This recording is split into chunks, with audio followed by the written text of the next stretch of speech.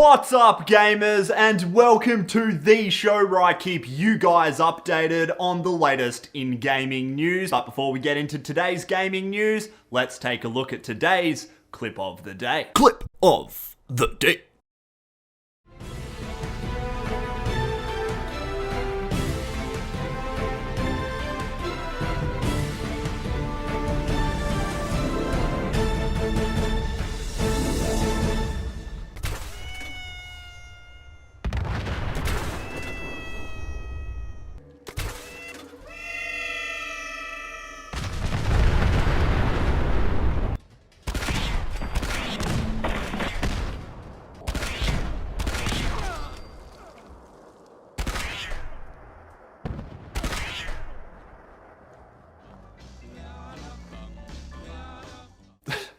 So yeah, that was our clip of the day for today. I hope you guys enjoyed it, but now let's get into our first piece of gaming news of the day. And it's that PlayStation was hit with an update earlier today, and more specifically, it was the 3.50 system update. Now, if you're wondering what exactly came with this update, it mainly included a lot of improvements to the social side of the PlayStation 4, things such as being able to appear offline, receiving notifications when friends come online, and being able to see what game each person in the party is playing. It also gave us a new feature which allows us to schedule group events on a certain day and time, which can be used to auto-invite all members to a party at that specified time. But probably the biggest thing that came with this update was improvements to the remote play capabilities. They've pretty much made it so we can now use remote play on our PCs or Macs, but the only kind of bad thing is that Windows 7 isn't supported by this, which seems actually a little odd considering the majority of people use Windows 7. Hopefully they integrate some sort of support for it in the future, but if you do plan on using remote play, the PlayStation 4 will support 360, 540, or 720p at 30 or 60 FPS. So yeah, system software update 3.50 should download the next time you boot up your PS4, and there were also a heap of behind the scene fixes to help with the performance of the PS4 as well. So yeah, they're the main features that came with this update, and if you guys want to check out the full patch notes, they will be down in the description below. But now let's get into our next piece of news for the day, and it's that Mafia 3 has received some brand new screenshots of the game. The team at Hangar 13 Studios showed these off at their GDC presentation, where they discussed adding life to their game through creating believable AI-controlled NPCs. There was a total of 7 screenshots shown at the presentation, and they all show in-game footage from a pre-alpha build of the game. And to me, at this stage, the game's looking quite promising, and it's going to be quite interesting to get some actual updated gameplay from it. But anyway, I will leave a link to all the screenshots down below if you want to check them out in all their glory. And speaking of glory, down below, our next news piece is a follow-up report from last week's episode where we reported that Blizzard removed the Tracer over-the-shoulder pose from Overwatch because it showed too much ass, and people were saying that it reduced her character to a sex symbol. And now we have the new Tracer pose that Blizzard has made to replace it, and well, it still shows her ass. And if we put up the side-by-side comparison, it kind of shows more ass than the previous one did, which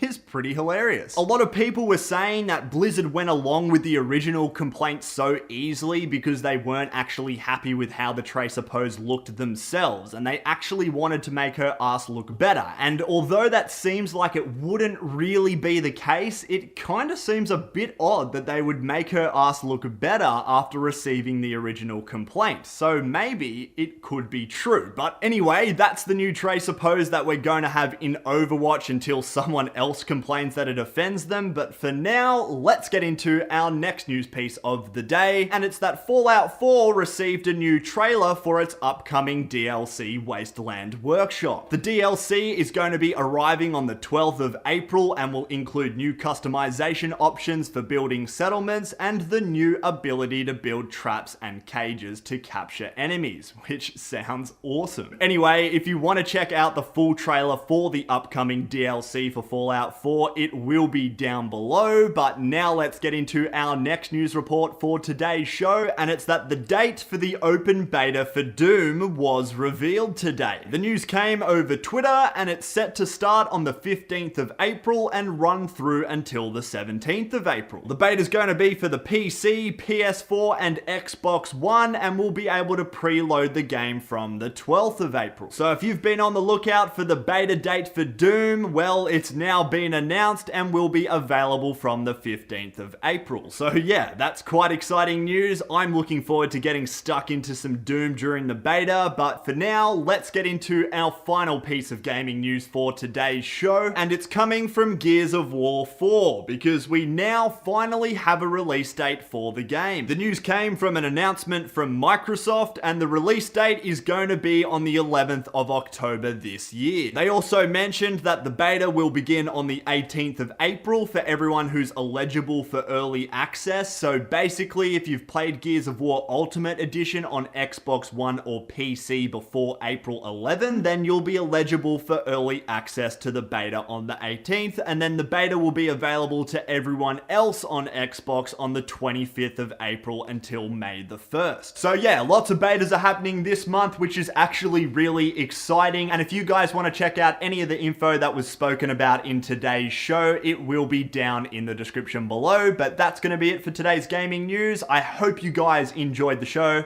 Thanks for watching, and stay gaming.